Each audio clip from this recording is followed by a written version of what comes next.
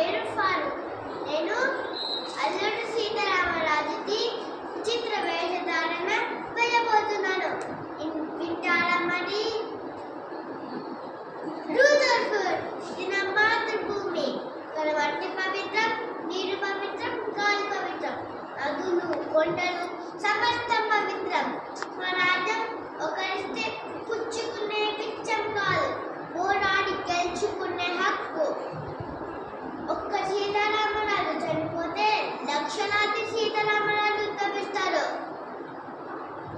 మట్టిలో మట్టినై, నీటిలో నీటినై, ప్రజల ఊపిరిలో ఊపిరినై, హృదయాల్లో జ్వాలనై ఉంటాను.